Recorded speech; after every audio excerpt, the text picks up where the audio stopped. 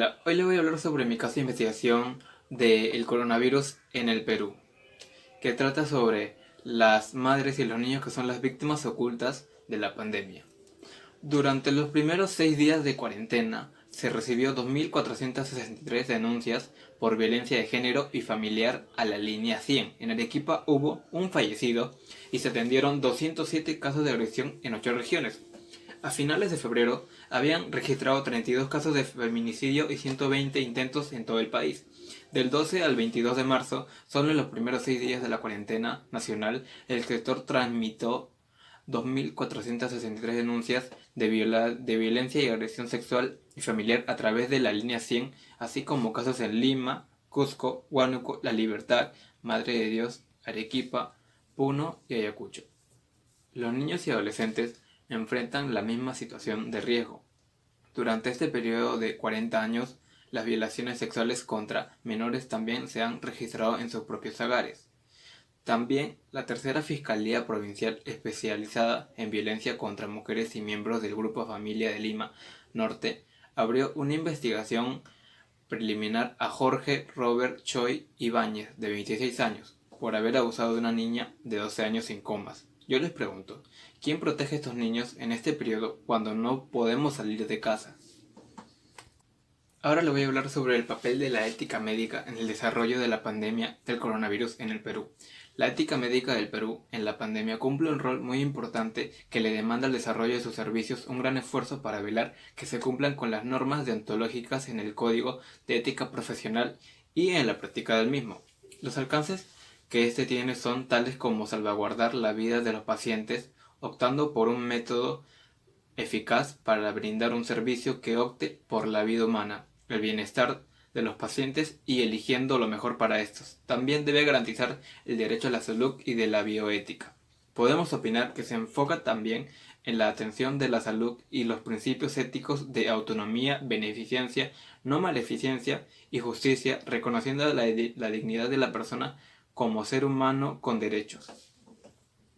Ahora se está viviendo en la actualidad, la violencia la podemos encontrar en cualquier parte de nuestro país.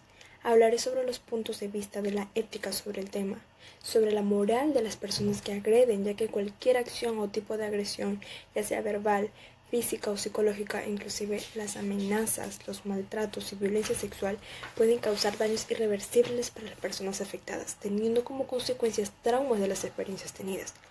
La ética ha de ser, por tanto, el referente para la interpretación de escenarios y circunstancias sociales donde la violencia está presente de una manera que evita el alcance del derecho, pero que compromete la dignidad de las personas, en su condición de seres humanos libres e iguales. El problema desde un marco ético, ante un hecho de violencia de cualquier tipo, resalta el respeto por la dignidad y la integridad de las personas. Ningún ser humano tiene que probar sus capacidades intelectuales para ser respetado. Tampoco su edad, ni su género, su posición económica, raza o religión son de relevancia para obtener este derecho. Uno de los factores que más afectan la formación de valores y que hace imposible la convivencia armoniosa es la violencia y la discriminación. Y esto dentro del mismo seno familiar. Todas las personas tienen dignidad, sin embargo en ocasiones puede ser esta desvalorizada por otras, originando una persona falta de valores. Desde una perspectiva ética, se puede concluir que la violencia niega valores universales como la libertad, la igualdad y la justicia, socavando la posibilidad de construir una sociedad libre. Representa una amenaza permanente a la vida que favorece la anulación, reducción y alienación, y el resultado más visible es la conversión de personas en objetos y una conversión absoluta a los derechos humanos. Políticas en solución o desarrollo del caso. Decreto legislativo que fortalece la lucha contra el feminicidio, violencia familiar y la violencia de género. Artículo 108-B Feminicidio. Dice, será reprimido con pena privativa de la libertad no menor de 15 años el que mata a una mujer por su condición de tal en cualquiera de los siguientes contextos: violencia familiar, coacción, hostigamiento, abuso de poder, confianza o de cualquier otra posición o relación que le confiera autoridad a la gente. Artículo 121-B. Lesiones graves por violencia contra las mujeres o un grupo familiar.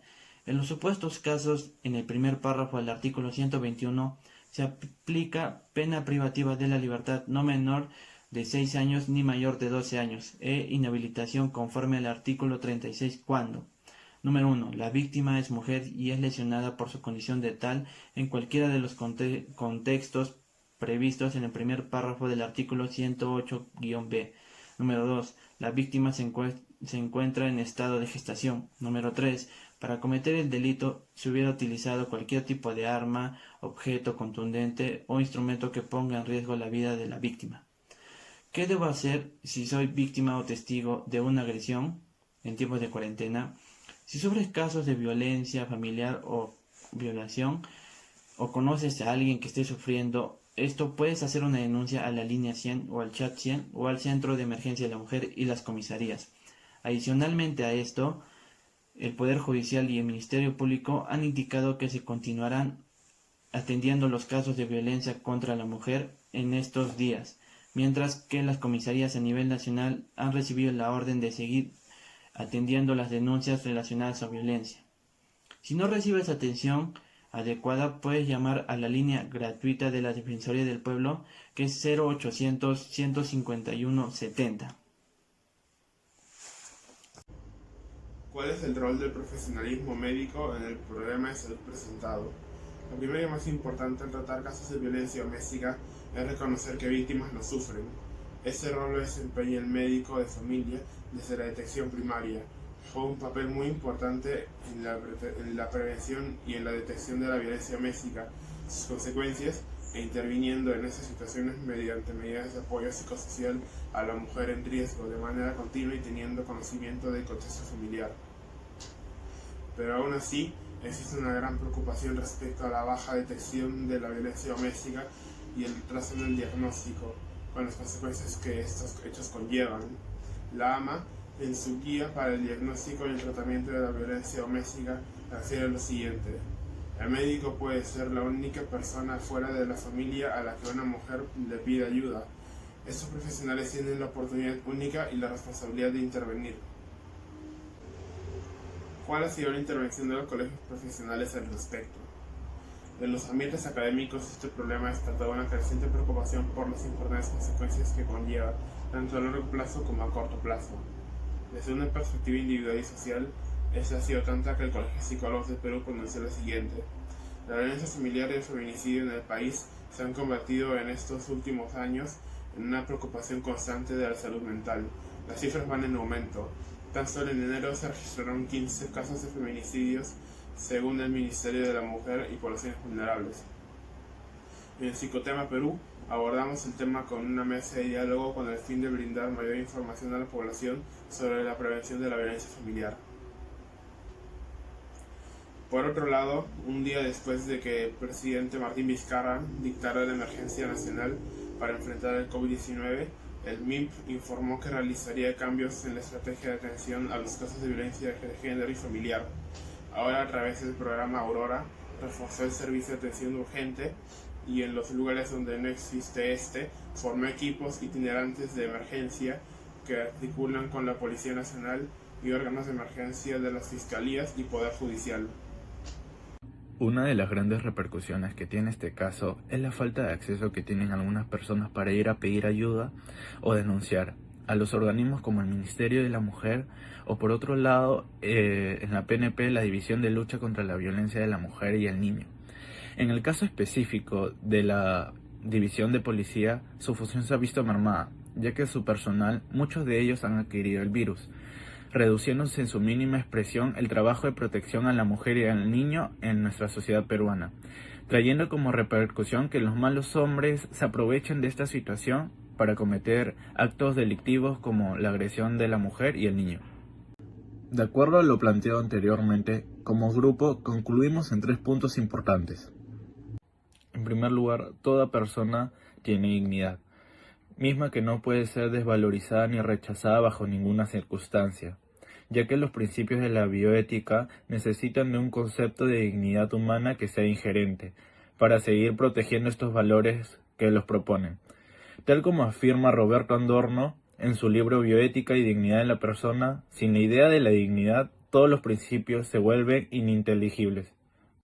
En segundo lugar, ante un hecho de violencia en el hogar, todos estamos en el derecho de acceder a una ayuda pública según el tipo de violencia acontecida. Además, debe garantizarse la atención médica en caso de una violación o intento de homicidio. Asimismo, en caso de violencia que afecte el bienestar emocional de las personas, deben de recibir ayuda psicológica. Por último, José María Maya plantea los lineamientos en el monitoreo en la práctica profesional, mismos que llevan a cabo a que cada intervención sea realizada con los mismos parámetros éticos establecidos. Es decir, se debe respetar la privacidad de la víctima fomentando la confidencialidad y se tiene que poner el bienestar del paciente como principal prioridad.